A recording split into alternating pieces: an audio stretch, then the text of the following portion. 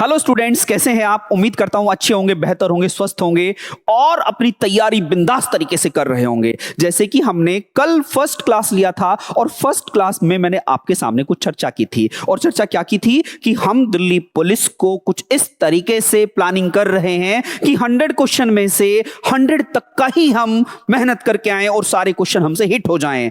और मेरे साथ आप इस पूरी की पूरी यात्रा में जनरल नॉलेज एंड कंप्यूटर की यात्रा करने वाले हो।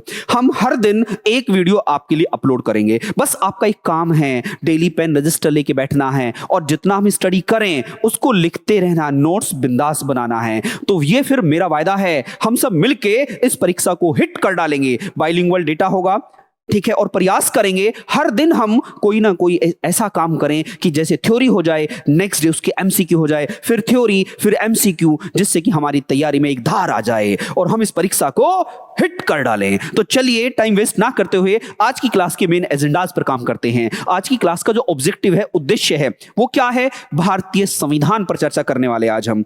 भारतीय संविधान का वो टॉपिक लेने वाले हैं जिससे हर परीक्षा में 1 से 2 सवाल आते हैं। स्टूडेंट्स, 1 से 2 सवाल पक्का आते ही आते हैं और बड़ा आसान तरीके से आप इसको आज पढ़ने वाले हैं। आइए यात्रा स्टार्ट करते हैं। चलिए मेरे साथ। हेडिंग आपके सामने क्या लिखी है? हेडिंग है स्टूडेंट्स, भारतीय संविधान के स्रोत, सोर्सेस ऑफ इंडियन कॉन्स्टिट्यूशन। अब ये जो भारतीय संविधान के स्रोत हैं, तो आपका मकसद होगा कि सर ये है क्या? स्रोत का मतलब क्या है? स्रोत का मतलब स्टूडेंट्स ये है कि हमने अपने संविधान को कहां से बनाया है, कैसे बनाया है। क्या सर ये हमने खुद से लिखा था या कहीं से हमने बोरो किया था? तो उसका प्रोसेस क्या है? आज की क्लास में हम ये सीखने वाले हैं। तो स्टूडेंट, इस क्लास का मेन ऑब्जेक्टिव क्या है? इस क्लास का मुख्य उद्देश्य है कि हमारे भारतीय संविधान में जो आज हमारा संविधान है उससे क्या, कहां से क्या क्या लिया है। तो चलो देखते हैं।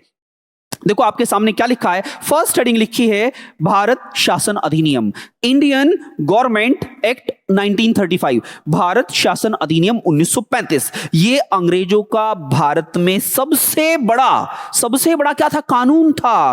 और ये माइलस्टोन था उनका। क्या माइलस्टोन था? उन्होंने बनाया सबसे महत्वपूर्ण कानून। ये क्या क्या है इसमें?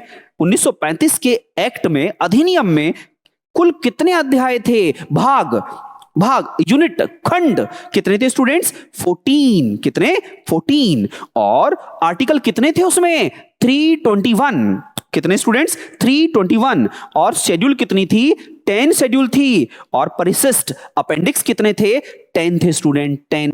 ये कब की बात बता रहा हूं? भारत शासन अधिनियम 1935 की बात बता रहा हूं स्टूडेंट्स। अब आपके मन में सवाल चल रहा होगा कि सर 1935 में अगर ये संविधान था तो आज कैसा है? आज हम उसी को देख रहे हैं।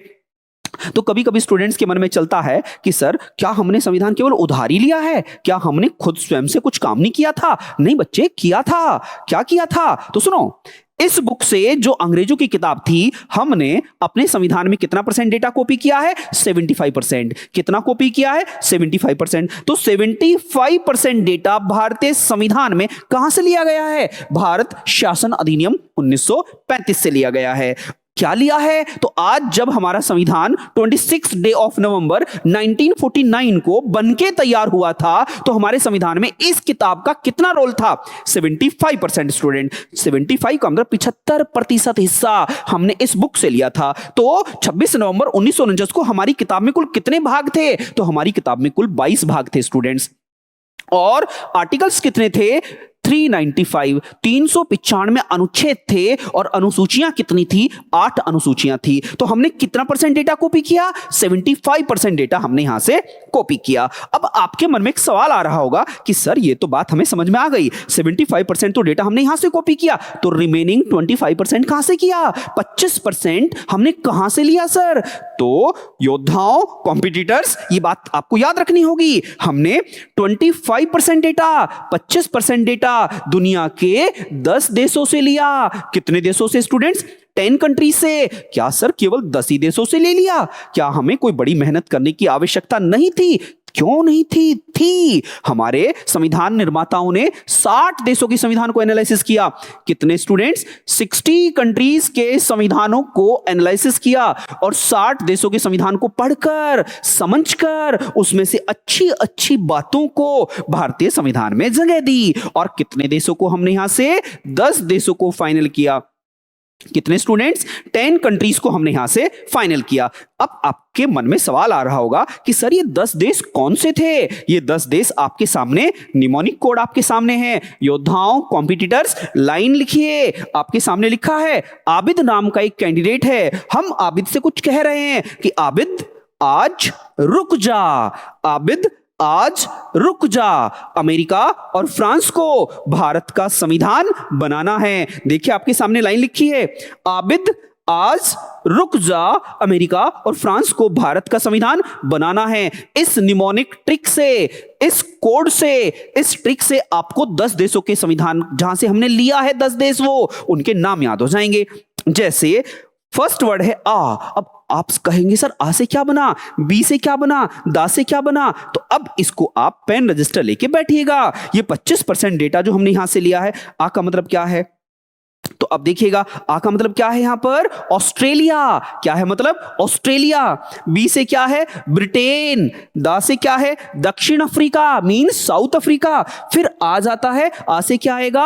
आयरलैंड। फिर जा जाएगा जर्मनी। फिर रा जाएगा रशिया।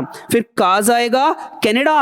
और फिर जा जाएगा जापान। फिर अमेरिका तो अमेरिका है ही, और फ्रांस 10th नंबर पर आ जाएगा। फिर से मेरे साथ एक बार बोलिएगा, आ से आपने कहा ऑस्ट्रेलिया, बी से ब्रिटेन, दा से दक्षिण अफ्रीका, आ से बोलो स्टूडेंट आयरलैंड, जा से जर्मनी, रा से रशिया, का से कनाडा और जा से जापान, अमेरिका और फ्रांस। किसका संविधान बना रहे हैं? भारत का संविधान बना रहे हैं। अब ये भारत का जो संविधान है स्टूडेंट्स, ये भारत का संविधान कितने देशों से हमने कॉपी किया? डेटा जल्दी बताइएगा।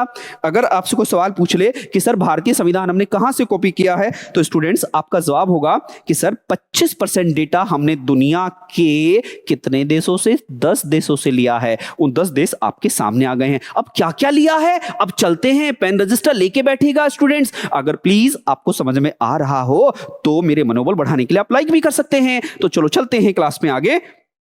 अब देखिएगा यहां पर मैंने जो आपको बताया है, सेकंड पेज पे चलते हैं। अब देखो सबसे पहले मैंने क्या कहा? आपसे कहा 75% डेटा, 75% हिस्सा हमने कहां से लिया है? भारत शासन अधिनियम, भारत शासन अधिनियम 1935 से लिया है। भारत पर अंग्रेजों ने जो शासन किया, देखो नाम क्या? भारत पर शासन करने का अधिनियम, नियम, कायदा, कानून, भारत शासन अधिनियम 1935। ओके स्टूडेंट्स, क्या क्या लिया यहां से? अब देखिएगा, फेडरल सिस्टम, संघीय व्यवस्था। संघीय व्यवस्था का मतलब क्या है? संघीय व्यवस्था का मतलब यह है कि भारत राज्यों का संघ है। इसका एक्चुअल मतलब यह है आपात परिस्थितियों में, आपात परिस्थितियों में भारत की शक्ति किस में अधीन हो जाती है? सेंट्रल में। और संघीय व्यवस्था का और क्या मतलब है? संघीय व्यवस्था का मतलब है भारत में केंद्रीय जो शक्ति है उसका विकेंद्रीकरण, विकेंद्रीकरण, decentralisation of powers, decentralisation of power. कहने का मतलब गांव, ब्लॉक, जिला, समझ गए? स्टेट, सेंट्रल, शक्तियों का वितरण, मतलब फेडरेशन सिस्टम, फेडरल सिस्टम, संघीय व्यवस्था। दूसरा वर्ड क्या लिखा है? गवर्नमेंट ऑफ इंडिया एक्ट 1935 से क्या लिया है? गवर्नर्स ऑफिस, राज्यपाल का कार्यालय। राज्यपाल का कार्यालय भी हमने कहां से लिया है? भारत शासन अधिनियम 1935 से लिया है। आगे क्या लिखा है? Structure of the judiciary, structure of the judiciary. आप कहोगे कि सर ये स्ट्रक्चर ऑफ द जुडिशरी क्या है? न्यायपालिका का ढांचा। न्यायपालिका भारत में क्या है? भारत में न्यायपालिका स्टूडेंट स्वतंत्र है। स्वतंत्र का मतलब क्या है? अब देखिएगा, भारत में न्यायपालिका कुछ ऐसी है, आपको ध्यान देते चलना है। ये एग्जीक्यूटिव है, ये लेजिस्लेचर है। अब ध्यान अपने माइंड में सेट रखना कि सर आप जो बता रहे हैं वो क्या बता रहे हैं। एक बार देखोगे तो आपको क्लियर हो जाएगा।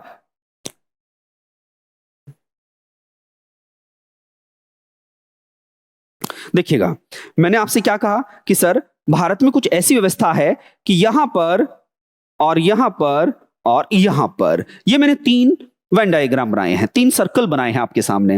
मैंने आपके सामने कहा अगर ये लेजिस्लेचर है और ये एग्जीक्यूटिव है और ये जुडिशरी है, यहां पर लेजिस्लेचर और एग्जीक्यूटिव ये दोनों एक दूसरे पर निर्भर हैं, बोथ आर इंटरडिपेंडेंट, एक दूसरे पर निर्भर हैं, बट जुडिशियरी कंप्लीटली इंडिपेंडेंट है, न्यायपालिका पूर्णतः स्वतंत्र है। ठीक है, ये जनरली आगे चलकर हमने मुद्दा कहां से लेंगे, हम इसे यूएसए से लेंगे, लेकिन इस पर प्रभाव, जहां से प्रभाव पड़ा वो प्रभाव कहां से पड़ा, भारत शासन अधिनियम 1935। आगे क्या लिखा है, पब्लिक सर्विस कमीशन, लोक सेवा आयोग। लोक सेवा आयोग का मतलब आप जानते हैं यूपीएससी, यूपीएससी, इसका कंसेप्ट भी हमने कहां से लिया है, भारत शासन अधिनियम 1935 से लिया है।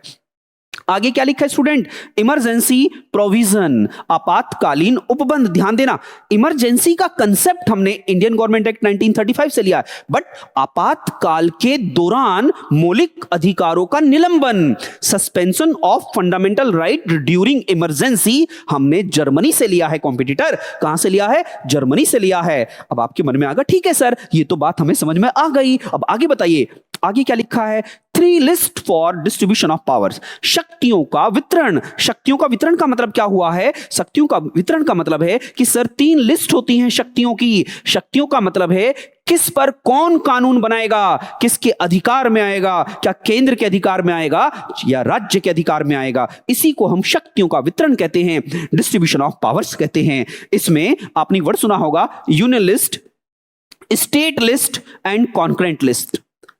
मतलब क्या हुआ, केंद्रीय सूची, राज्य सूची और समवर्ती सूची। जब आप आगे पढ़ोगे तो समवर्ती सूची का कंसेप्ट हमने कहां से लिया है, ऑस्ट्रेलिया से। बट 3 लिस्ट होती हैं, यूनियन, स्टेट, कॉन्करेंट, मतलब केंद्रीय सूची और राज्य सूची और क्या, समवर्ती सूची। ये तीनों का कंसेप्ट हमने कहां से लिया है, भारत शासन अधिनियम 1935 से। तो कॉम्पिटिटर, आपको भारत शासन अधिनियम 1935 के बारे में मालूम हुआ। भारत शासन अधिनियम 1935 क्या था, हमारे संविधान में मुख्यतः मोटी मोटी बातें यहां से ली गई। अब आपने कहा ठीक है सर, ये तो हम समझ गए, लेकिन अब आप हम उन 10 देशों को भी बताइए जो 10 देशों से हमने 25% हिस्सा लिया है। तो चलिए मेरे साथ, वो 25% हिस्सा हमने कहां से लिया है। फर्स्ट कंट्री मैंने आपको बताया था आयरलैंड। क्या बताया था स्टूडेंट, चाहे उसे आयरलैंड लिखिएगा चाहे आप ऑस्ट्रेलिया, पहले आ से आप आयरलैंड लिख लीजिएगा, नेक्स्ट आ से ऑस्ट्रेलिया आ जाएगा। ओके, तो फर्स्ट कंट्री देखिएगा, आयरलैंड से हमने क्या लिया है, क्योंकि मैंने आपके सामने जो ट्रिक लिखा है उस ट्रिक में मैंने आपको बताया था कि आबिद आज रुक जा, आबिद आज रुक जा, यूएसए और, यूएसए मतलब अमेरिका ही है, यूएसए और फ्रांस को भारत का संविधान बनाना है। भारत का संविधान बनाना है स्टूडेंट, लिखते चलोगे तो सब कुछ समझ में आ जाएगा। संविधान बनाना है, ये एक निमोनिक कोड है जो आपको याद रखाएगा कि कितने देशों से हमने भारत के संविधान को लिया है। तो देखो, फर्स्ट आ से क्या आया, आयरलैंड आया, बी से ब्रिटेन, दा से दक्षिण अफ्रीका, फिर जो आएगा इससे ऑस्ट्रेलिया बना लेना, इसमें कोई दिक्कत नहीं है, और जा से जर्मनी, रा से रशिया, का से कनाडा, जा से जापान, और यूएसए तो अपने आप में कंट्री है और फ्रांस भी अपने आप में कंट्री है। तो कितने देश बन गए, 1 2 3 4 5 6 7 8 9 एंड 10।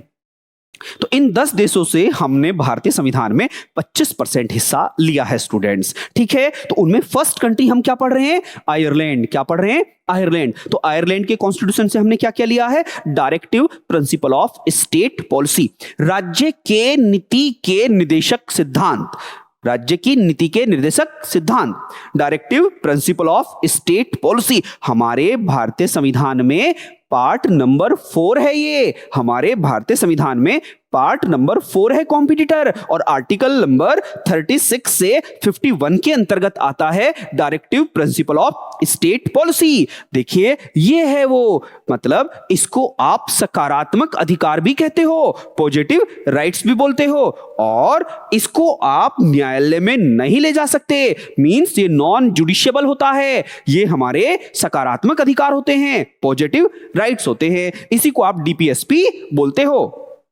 नेक्स्ट क्या लिखा है, राष्ट्रपति की निर्वाचन पद्धति, मेथड ऑफ प्रेसिडेंट इलेक्शन, मतलब हमारे देश के राष्ट्रपति का चुनाव कैसे होगा, इसका प्रोसेस कैसे होगा। ये प्रोसेस हमने कहां से लिया है, आयरलैंड से लिया है। जैसे आप सभी को मालूम है, राष्ट्रपति का जो चुनाव होता है कॉम्पिटिटर, आप देखिए कमेंट बॉक्स में बताइए कैसे होता है राष्ट्रपति का चुनाव। देखते हैं कि कौन कैंडिडेट बताएगा।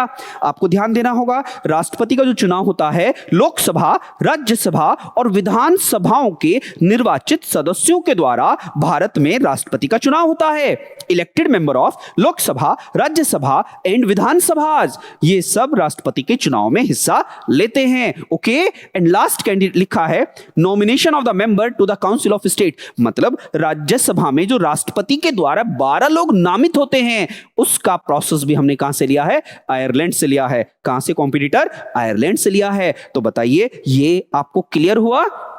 अगर यहां तक समझ में आ गया हो तो प्लीज मुझे एक बार बता तो दो, ठीक है। अब चलते हैं नेक्स्ट स्लाइड पर। अगर आपको स्पीड से लग रहा है तो इसे पॉज कर करके बना लीजिएगा नोट्स को, क्योंकि ये बड़े महत्वपूर्ण नोट्स हैं। और देखिए, जब आप मेरे साथ इस यात्रा में चलोगे तो मैं आपको सारा कुछ प्रोवाइड करूंगा, बस आपको हिम्मत के साथ डट के मुकाबला करना है। परीक्षा को हम हिट करके दिखाएंगे। अच्छा, घबराना नहीं है, क्योंकि देखो शुरुआत करी अभी इस चैनल पर हमने काम करना शुरू किया है, ठीक है। अब आपके मन में आया होगा कि सर व्यूज तो बहुत कम है, तो इसका मकसद ये नहीं होता, इसका मतलब ये नहीं होता है कि जिसके व्यूज कम हैं तो वीडियो खराब होगी। आप और हम मिलकर ही तो बड़ा परिवार बनेंगे, तो आप मेरे साथ चलिएगा, व्यूज तो ऑटोमेटिक आने लगेंगे। ओके स्टूडेंट्स, चलो चलते हैं, अब नेक्स्ट आगे बढ़ते हैं। अब देखो नेक्स्ट क्या था, आबिद, आ कंप्लीट हुआ। बी ब्रिटेन, ब्रिटेन के संविधान से हमने क्या लिया है, इसी को आप क्या बोलते हो, इसी को आप यूनाइटेड किंगडम भी बोल देते हो। अच्छा, यूनाइटेड किंगडम आते ही स्टूडेंट्स आपके सामने आपके इमेज चलना चाहिए। यूके कितने देशों का समूह है, 4 देशों का। यूके कितने देशों का समूह है, 4 देशों का समूह है स्टूडेंट्स। फर्स्ट आप जानते हैं यूके में फर्स्ट क्या आता है, इंग्लैंड। और स्टूडेंट सेकंड कौन आता है, आप सभी को मालूम होना चाहिए, स्कॉटलैंड। क्या आता है स्टूडेंट्स, स्कॉटलैंड। और जो थर्ड आता है, थर्ड कंट्री कौन होता है, वेल्स। कौन होता है स्टूडेंट्स, वेल्स। एंड फोर्थ कौन होता है, नॉर्थ आयरलैंड। इन चारों देशों को मिलकर यूके बनता है। नॉर्थ आयरलैंड, पूरा आयरलैंड नहीं, आयरलैंड का नॉर्थ वाला पार्ट, नॉर्थ आयरलैंड, इनको मिलाकर यूके बनता है। ओके, अब यहीं पर एक बात और बता देता हूं स्टूडेंट्स।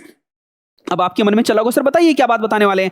अगर इसमें फर्स्ट 3 कंट्री, अगर इसमें फर्स्ट 3 कंट्री लूं मैं आपको, क्या, इंग्लैंड, वेल्स और स्कॉटलैंड, तो इन देशों को मैं बोलता हूं ग्रेट ब्रिटेन। क्या बोलता हूं स्टूडेंट्स, ग्रेट ब्रिटेन। ये बात अभी बस थोड़ी देर के लिए याद रखिएगा, आगे चलकर हम इसके डेप्थ में भी जाएंगे। मैंने क्या बताया, इंग्लैंड, वेल्स और स्कॉटलैंड, इन तीनों को मिलाकर क्या बनता है, ग्रेट ब्रिटेन बनता है। और यूनाइटेड किंगडम वो किससे मिलकर बना है, इंग्लैंड, स्कॉटलैंड, वेल्स और नॉर्थ आयरलैंड, इन चारों को मिलाकर क्या बनता है, यूनाइटेड किंगडम। और फर्स्ट 3 को मिलकर क्या बनता है, ग्रेट ब्रिटेन बनता है। अब इनमें क्या डिफरेंस है, क्यों ऐसा होता है, ये तो आगे आने वाली क्लासेस में आपको मालूम ही हो जाएगा। तो चलो चलते हैं मेरे साथ। अब देखिए, आपने कहा ठीक है सर, ये तो बात हमें समझ में आ गई। अब देखो हमने क्या क्या लिया है ग्रेट ब्रिटेन से। सबसे पहले पार्लियामेंट्री सिस्टम, क्या लिया है स्टूडेंट्स, पार्लियामेंट्री सिस्टम लिया है। संसदीय व्यवस्था, आप सभी को मालूम होना चाहिए, जो संसदीय व्यवस्था है, संसदीय व्यवस्था का मतलब है संसद, वहां पर संसद बोलते हैं इंग्लैंड की संसद को क्या कहते हैं, बोलो बोलो students, mother parliament of all parliament, सभी संसदों की माता संसद इंग्लैंड की संसद को कहते हैं। ओके, अगर इंग्लैंड की संसद को सभी संसदों की माता संसद कहते हैं तो सर ऐसा क्यों, ऐसा इस कारण क्योंकि दुनिया में सारे देशों ने जहां संसदीय व्यवस्था है, इंग्लैंड के संविधान, इंग्लैंड की किसे, पार्लियामेंट से ही उस मॉडल को एडॉप्ट किया है, इंग्लैंड की संसद के मॉडल को एडॉप्ट किया है। जैसे इंग्लैंड में, ध्यान देना, इंग्लैंड में जो संसद होती है, इंग्लैंड में जो संसद है स्टूडेंट्स, आप देखिएगा और साथ साथ में इसको लिखते चले जाइएगा। इंग्लैंड की संसद में 2 बातें यहां पर समझिए, House of Lords and House of Commons, House of Lords and House of Commons, and next होता है किंग। किंग, अगर हम बात करें, इन तीनों को मिलाकर वहां की संसद बनती है, House of Lords, House of Commons and king. और भारत में क्या होता है? भारत में स्टूडेंट्स, अगर आपके मन में चला होगा सर भारत में क्या है, हाउस ऑफ लॉर्ड्स की जगह क्या आता है? हाउस ऑफ लॉर्ड्स की जगह आ जाता है राज्यसभा। हाउस ऑफ कॉमन्स की जगह क्या आ जाता है? लोकसभा। एंड किंग की जगह कौन आ जाता है? प्रेसिडेंट। तो तीन चीजों से भारत की संसद बनती है, राज्यसभा, लोकसभा और राष्ट्रपति। तो ये कंसेप्ट हमने कहां से लिया है? इंग्लैंड से लिया है। और कहां से? अब सवाल है कि ठीक है सर, ये तो बात हमें समझ में आ गई, अब आगे बढ़िए सर। देखो आगे हमने क्या लिया है? लेजिस्लेटिव प्रोसेस, विधायी प्रक्रिया। विधिवत सारे कार्य होंगे, जो कानून में निहित है उसी के अनुसार ही तो सारे कार्य होते हैं, इसी को बोलते हैं विधायी प्रक्रिया। आगे क्या लिया है हमने इससे? एकल नागरिकता, सिंगल सिटीजनशिप। इसका मतलब क्या है? जैसे अमेरिका में दोहरी नागरिकता है, वहां राज्य और केंद्र की अलग अलग नागरिकता मिलती है, बट भारत में ऐसा नहीं है। भारत में हर व्यक्ति के आधार कार्ड पर ऊपर क्या लिखा रहता है? गवर्नमेंट ऑफ इंडिया या सिटीजन ऑफ इंडिया, यह भारत का नागरिक है। मतलब भारत में एकल नागरिकता है। ठीक है, तो एकल नागरिकता के कंसेप्ट को हमने कहां से लिया है? ब्रिटेन से लिया है। नेक्स्ट वर्ड क्या लिखा है? कैबिनेट सिस्टम, मंत्रिमंडल प्रणाली। मंत्रिमंडल क्या होता है स्टूडेंट्स? देखो आपको एक बात समझने होगी, आप कहोगे सर बताना कौन सी बात कह रहे हैं आप। अब चलो चलते हैं थोड़ा कंसेप्ट समझने के लिए। अब आपके मन में सवाल आ रहा होगा सर कि मंत्रिमंडल क्या है, एक बार ये भी समझा दो आप हमें। तो अब मैं आपको थोड़ा सा मंत्रिमंडल समझा देता हूं। आप कहोगे सर मंत्रिमंडल किसको कहते हैं? अब मंत्रिमंडल देखिए क्या होता है। जैसे ही मैंने कहा मंत्रिमंडल, तो इससे पहले मुझे कुछ बातें समझानी होगी। स्टूडेंट्स आप सबको मालूम है, अभी वर्तमान में जो केंद्र सरकार में हमारे मोदी जी हैं, उनको मिलाकर अब देखिए क्या होता है। एक वर्ड आएगा काउंसिल ऑफ मिनिस्टर। क्या आएगा स्टूडेंट्स? काउंसिल ऑफ मिनिस्टर आएगा। Council of minister.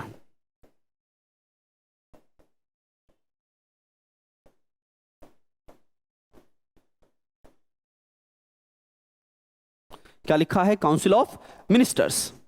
इसी को बोलते हैं मंत्री परिषद। क्या बोलते हैं स्टूडेंट्स? मंत्री परिषद। ध्यान देना, बड़े इंपॉर्टेंट चीजें हैं, आपको बड़ा अच्छा लगेगा, बस पढ़ते रहिएगा। काउंसिल ऑफ मिनिस्टर्स, मंत्री परिषद। मंत्री परिषद में क्या क्या आता है? मंत्री परिषद में आते हैं, फर्स्ट होते हैं हमारे प्रधानमंत्री। कौन? प्रधानमंत्री। प्रधानमंत्री किसको बोलते हैं? Minister of ministers is known as prime minister. मंत्रियों के मंत्री प्रधानमंत्री। और प्रधानमंत्री की टीम में तीन प्रकार के यहां पर मंत्री होते हैं। आपको कहोगे सर कौन कौन होते हैं? Central cabinet minister, next central state minister independent charge, और नेक्स्ट होते हैं central state minister. Okay students, अब इन तीनों के बारे में डेप्थ में तो हम नेक्स्ट वीडियो में पढ़ेंगे, बट अभी बस थोड़ा सा ज्ञान ले लीजिएगा। क्या? पीएम और सेंट्रल कैबिनेट मिनिस्टर को, पीएम और सेंट्रल कैबिनेट मिनिस्टर से मिलकर जो बनता है उसे हम क्या कहते हैं? उसे हम कहते हैं स्टूडेंट्स, क्या बोलो? कैबिनेट। क्या कहते हैं? कैबिनेट। आपने कभी कभी सुना होगा ना, कैबिनेट की बैठक चल रही है, तो कैबिनेट में क्या मतलब होता है? इसी को बोलते हैं हिंदी में मंत्रिमंडल। क्या बोलते हैं स्टूडेंट्स? मंत्रिमंडल। मंत्रिमंडल कुछ और नहीं है, प्रधानमंत्री और सेंट्रल कैबिनेट मंत्रियों के समूह को आप मंत्रिमंडल कहते हैं। बस अभी इतनी सी बात याद रखनी है। और पीएम और ये तीनों टाइप के मंत्री, इन सभी को मिलाकर जो बनता है उसको क्या बोलते हैं? मंत्री परिषद कहते हैं। इसकी एक सेपरेट वीडियो होगी, उसको हम डिटेल में देखेंगे। आज तो अभी हम संविधान के स्रोत पढ़ रहे हैं, संविधान के स्रोत का पार्ट नंबर 1 स्टडी कर रहे हैं। थोड़ा डेप्थ हो जाएगा तो कंफ्यूज मत होना, कुछ सीखने को ही तो मिलेगा। अब चलते हैं नेक्स्ट पर। आपने कहा कि ठीक है सर, ये तो बात हमें समझ में आ गई। देखिए मंत्रिमंडल समझ में आया। नेक्स्ट क्या लिखा है? रिट। क्या लिखा है स्टूडेंट्स? रिट्स। रिट्स का मतलब क्या होता? आदेश। आदेश भी कौन सा? परम आदेश। रिट कौन इशू करता है? रिट का मतलब है हाई कोर्ट और सुप्रीम कोर्ट। मतलब उच्च न्यायालय और उच्चतम न्यायालय सरकारों को और व्यक्तियों को, इंडिविजुअल्स को और सरकारी अधिकारियों को आदेश देते हैं। इन आदेशों को रिट कहते हैं। रिट का मतलब है हाई कोर्ट और सुप्रीम कोर्ट जब जारी करें आदेश, उस आदेश को आप रिट कहेंगे। रिट कितनी प्रकार की होती है? 5 प्रकार की होती हैं। अब कैसे होती हैं, क्या होती हैं, ये तो हम आगे पढ़ेंगे। अब चलिए आगे। क्या लिखा है? पार्लियामेंट्री प्रिविलेजेस, संसदीय विशेषाधिकार। संसदीय विशेषाधिकार का मतलब क्या है? जब संसद सेशन में चल रही है, मतलब जब क्लास चल रही है, उस समय क्लास के स्टूडेंट्स के क्या अधिकार होंगे। सेम ऐसे ही जब पार्लियामेंट काम कर रही है तो सांसदों को कुछ विशेषाधिकार मिलते हैं। उन विशेषाधिकारों का कंसेप्ट भारतीय संविधान में कहां से लिया गया है? इंग्लैंड से लिया गया है स्टूडेंट्स। आगे क्या लिखा है? द्विसदनात्मक निकाय, द्विसदनात्मक संसद, बाई कैमरलिज्म। बाई कैमरलिज्म का मतलब दो सदन होंगे, एक होगा उच्च सदन, एक होगा निम्न सदन, upper house and lower house. ठीक है, अपर हाउस और लोअर हाउस। ओके, ये भी कंसेप्ट हमने कहां से लिया है? ये भी इंग्लैंड से लिया है।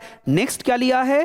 प्रोसीजर एस्टेब्लिश्ड बाय लॉ, विधि द्वारा स्थापित प्रक्रिया को भी हमने इंग्लैंड से लिया है। तो स्टूडेंट्स, इन सारे पॉइंटों को आप नोट डाउन कर लीजिएगा।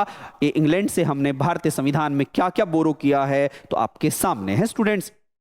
एक बात और लिख लीजिएगा, पोस्ट ऑफ प्राइम मिनिस्टर, प्रधानमंत्री का पद भी हमने इंग्लैंड से ही लिया है स्टूडेंट्स। प्रधानमंत्री का पद भी हमने कहां से लिया है? इंग्लैंड से ही लिया है। प्रधानमंत्री कौन होता है आप सभी को मालूम होना चाहिए। प्रधानमंत्री कौन है? हेड ऑफ द गवर्नमेंट, सरकार का प्रमुख होता है। और अब कमेंट कर रहे हैं कुछ कॉम्पिटिटर कि सर अगर सरकार, केंद्र सरकार का प्रमुख प्रधानमंत्री है तो सर एक बात बता दो, केंद्र का प्रमुख कौन है, केंद्र का मुखिया कौन है? तो कॉम्पिटिटर मैं आपको बता देता हूं। हेड ऑफ द कंट्री की बात आए, हेड ऑफ द कंट्री, देश का प्रमुख राष्ट्रपति होता है, परंतु देश की सरकार का प्रमुख प्रधानमंत्री होता है। ये बात आप लोगों को याद रखनी होगी। याद रखो, वापस बोल देता हूं। केंद्र सरकार का प्रमुख, सरकार का प्रमुख बोल रहा हूं, सरकार का प्रमुख प्रधानमंत्री होता है और देश का प्रमुख राष्ट्रपति होता है, प्रेसिडेंट होता है स्टूडेंट्स। तो हमने प्रधानमंत्री की पोस्ट को कहां से लिया है? इंग्लैंड से लिया है। ओके, तो अब चलते हैं थोड़ा आगे, नहीं तो आप बोर हो जाओगे।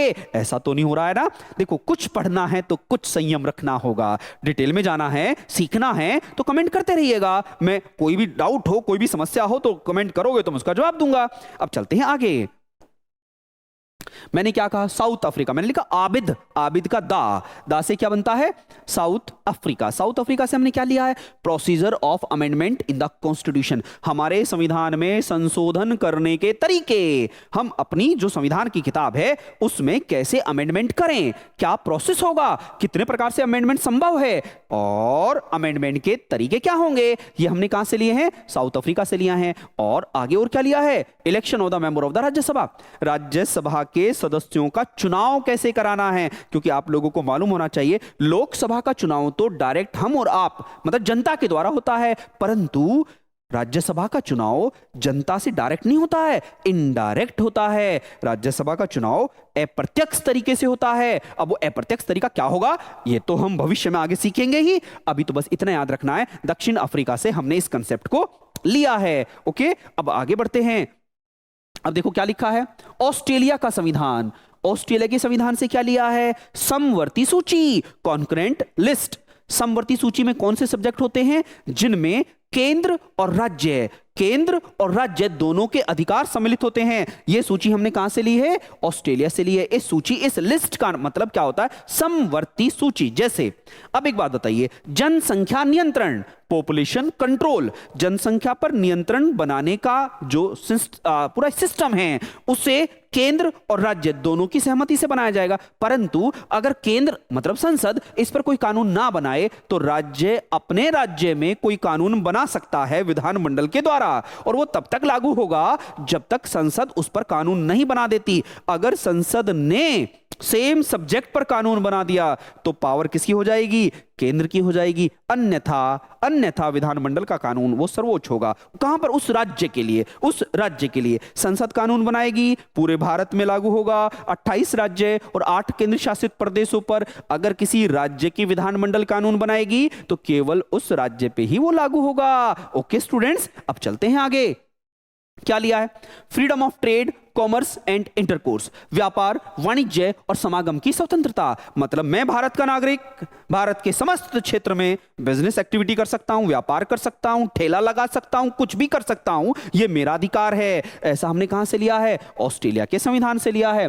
आगे क्या लिखा है? Joint sitting of both house of the parliament. कभी कभी ऐसा होता है भारत में किसी मुद्दे पर बहस होने लगती है और वो बहस इतना बढ़ जाती है कि ना ही तो लोकसभा से और ना ही राज्यसभा, क्या होता है अगर लोकसभा ने पास कर दिया तो राज्यसभा उसमें क्या डालती है? व्यवधान डाल देती है। तो ऐसी परिस्थितियों में संयुक्त अधिवेशन करने की परंपरा है जो हमारे भारतीय संविधान में आर्टिकल नंबर 108 में आएगा। लेकिन इस कंसेप्ट को हमने कहां से लिया है? ऑस्ट्रेलिया के संविधान से लिया है। तो स्टूडेंट ये सारी बातें आपको क्लियर हो गई। अब चलते हैं आगे। आपने कहा ठीक है सर ये तो बात समझ में आ गई। अब कह रहे जर्मनी से क्या ले? वो ही जर्मनी, हिटलर वाला जर्मनी। हिटलर जहां पर हमारे सुभाष चंद्र बोस को नेताजी कहा गया था, उसी देश से हमने क्या लिया है? तो देखिए क्या लिया है? Suspension of fundamental right during emergency. जब इस देश में कॉम्पिटिटर, सुन लो, जब इस देश में राष्ट्रीय आपात लगे, नेशनल इमरजेंसी लगे, बस ध्यान देना, राष्ट्रीय आपात, नेशनल इमरजेंसी, अनुच्छेद नंबर 352, केवल अगर देश में राष्ट्रीय आपात अनुच्छेद 352 के अंतर्गत ही लोगों के मौलिक अधिकार निलंबित किए जा सकते हैं। अदरवाइज किसी भी प्रकार के आपात में मौलिक अधिकारों का निलंबन संभव नहीं है। 90% स्टूडेंट क्या कहते हैं कि सर आपातकाल के दौरान सारे मौलिक अधिकार निलंबित हो जाते हैं। सभी याद रखना कॉम्पिटिटर, यहां पर एक बात मुद्दे की बता देता हूं। पहली तो कंडीशन ये, देश में आपातकाल, इमरजेंसी 3 प्रकार की होती है। एक तो आप सभी को पता है राष्ट्रीय आपात, नेशनल इमरजेंसी, एक आप सभी को पता है स्टेट इमरजेंसी, और एक क्या होती है? Financial emergency. जो स्टेट इमरजेंसी है उसी को आप प्रेसिडेंट रूल कहते हो, राष्ट्रपति शासन बोलते हो।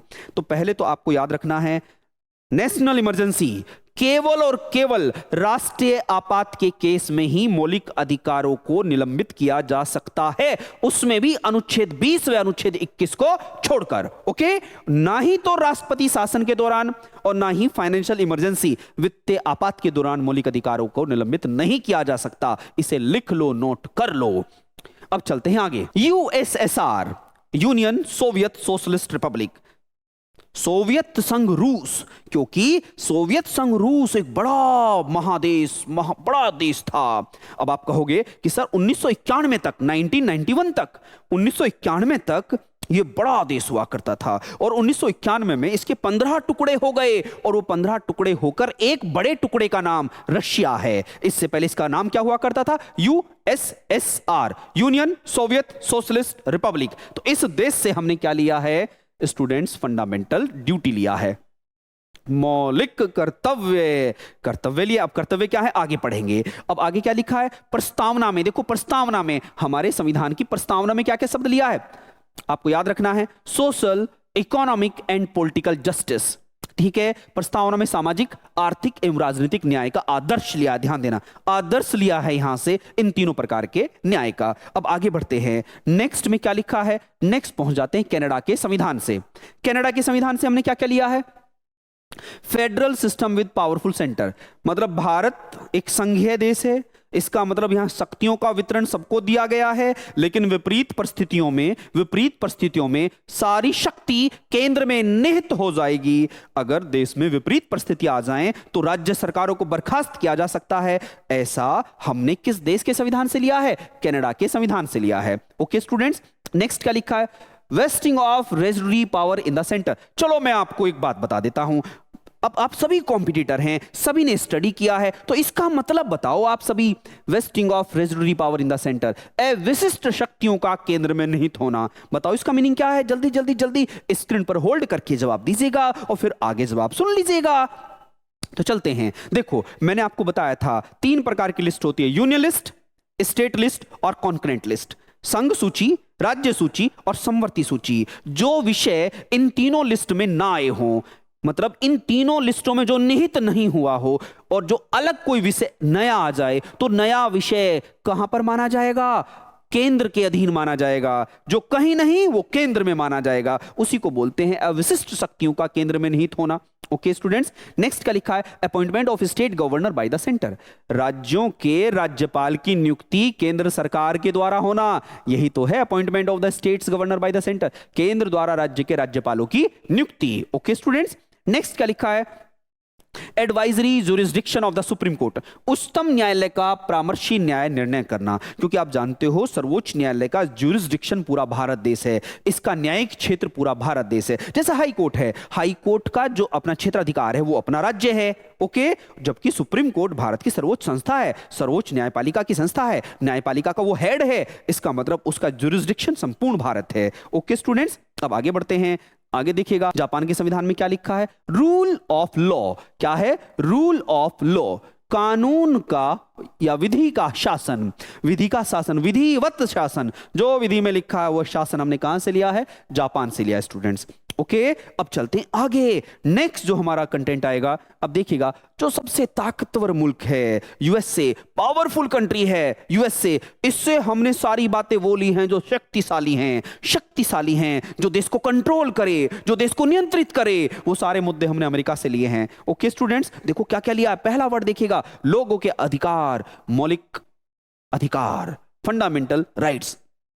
आप लोगों को मालूम होना चाहिए, जब हमने फंडामेंटल राइट्स लिए थे कॉम्पिटिटर, तब कितने फंडामेंटल राइट्स थे, तब 7 थे, और फिर -1 हुआ, आज कितने मौलिक अधिकार हैं, 6 हैं। तो बस आपका एक होमवर्क है, आप मुझे बताओ कौन से मौलिक अधिकार को अब मौलिक अधिकार नहीं कहा जाता, जो आज केवल विधि अधिकार है, लीगल राइट है। बस इतना जवाब कमेंट बॉक्स में दीजिएगा, मैं समझूंगा कि आप एक्टिव पार्टिसिपेट कर रहे हैं। आगे क्या लिखा है, इंडिपेंडेंस ऑफ जुडिशरी, भारत में न्यायपालिका क्या है, स्वतंत्र है, भारत में न्यायपालिका स्वतंत्र है, ऐसा कहां से लिया है, अमेरिका से लिया है, यूएसए से लिया है।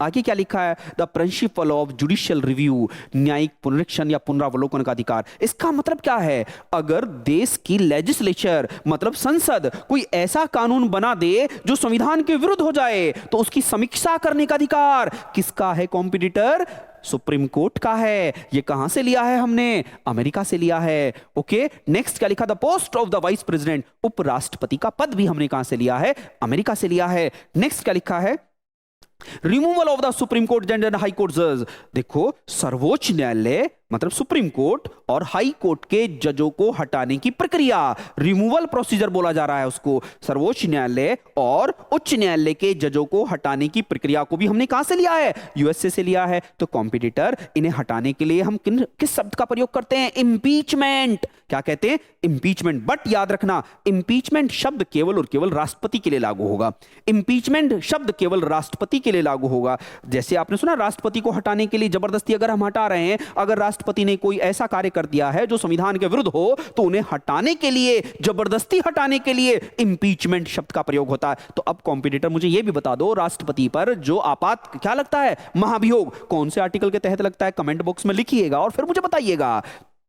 आगे क्या लिखा है, आगे लिखा है यथोचित विधि प्रक्रिया, ड्यू प्रोसेस ऑफ लॉ, कानून के तहत ही सारी प्रक्रिया होगी, आप नया कानून नहीं बना सकते। जब क्राइम हुआ है उस दौरान जो कानून था उसी के तहत सामने वाले मुजलिम को सजा मिलेगी। ओके स्टूडेंट्स, चलो अब लास्ट कैंडिडेट, लास्ट कंट्री की तरफ चलते हैं। आप बोर तो नहीं हुए हो ना, अरे कैसे बोर होंगे, नया नया सीखने को जो मिल रहा है। अब चलते हैं आगे, फ्रेंच कॉन्स्टिट्यूशन, फ्रांस का संविधान। फ्रांस का संविधान से हमने क्या लिया है, रिपब्लिकन स्ट्रक्चर, गणतंत्रात्मक ढांचा। गणतंत्रात्मक ढांचे का मतलब क्या है, हमारा देश क्या है, भारत एक गणराज्य है, भारत एक गणतंत्र है। गणतंत्र का मतलब है जो गणों का तंत्र हो, लोगों का तंत्र हो, और लोगों के तंत्र में लोग ही क्या है, जनता ही, जनता के द्वारा जनता का शासन। आपने सुना डेमोक्रेसी की डेफिनेशन, वहां पर एक वर्ड अगर मैं ऐड करूं, रिपब्लिक। रिपब्लिक वह देश होता है जिस देश में उसकी सबसे बड़ी पोस्ट का चुनाव होता है। मेरे देश में सबसे बड़ी हाईएस्ट पोस्ट कौन है, कॉम्पिटिटर, प्रेसिडेंट। और प्रेसिडेंट का मेरे यहां पर इलेक्शन होता है। जिस देश में प्रेसिडेंट का इलेक्शन हो, मतलब जिस देश में उसकी सबसे बड़ी पोस्ट का इलेक्शन होता है, वो देश रिपब्लिक कहलाता है। तो भारत एक रिपब्लिक देश है, और ये रिपब्लिक ढांचा हमने कहां से लिया, फ्रांस से लिया है। और जबकि मुझे कमेंट में बताओ, क्या इंग्लैंड रिपब्लिक है, क्या इंग्लैंड रिपब्लिक है या नहीं है, तो एक्टिव पार्टिसिपेट करेंगे आप भी। आइए मेरे साथ आगे चलते हैं। आगे क्या लिखा है, ideals of liberty, equality and fraternity, मतलब स्वतंत्रता, बंधुता और भाईचारे का आदर्श प्रस्तावना में कहां से लिया है? प्रस्तावना में तीनों शब्द हैं। क्या क्या शब्द हैं? स्वतंत्रता, liberty, equality and fraternity. France के संविधान से हमने इन शब्दों को लिया है। कहां से कॉम्पिटिटर? फ्रांस के संविधान से लिया है। तो आप आज की क्लास में क्या सीखे? अगर सच में ये क्लास पसंद आई हो तो बस कुछ नहीं करना है, मुझे कमेंट में बता देना अगर नेक्स्ट वीडियो ऐसी ही चाहिए। और कल मतलब नेक्स्ट क्लास में पार्ट नंबर 2 में हम इसी स्लाइड के एमसीक्यू करने वाले हैं जो हिंदुस्तान के सभी कंपटीशन में रोल पे करेंगे। तो आज की क्लास को अब मैं यहीं पर कंक्लूड करता हूं और नेक्स्ट क्लास में अगर आपको ऐसी क्लास चाहिए तो प्लीज मुझे बताइए, फिर हम आगे बढ़ेंगे। आज की क्लास मैं यहीं पर बंद करता हूं। ठीक है, थैंक यू, धन्यवाद, जय हिंद, जय भारत।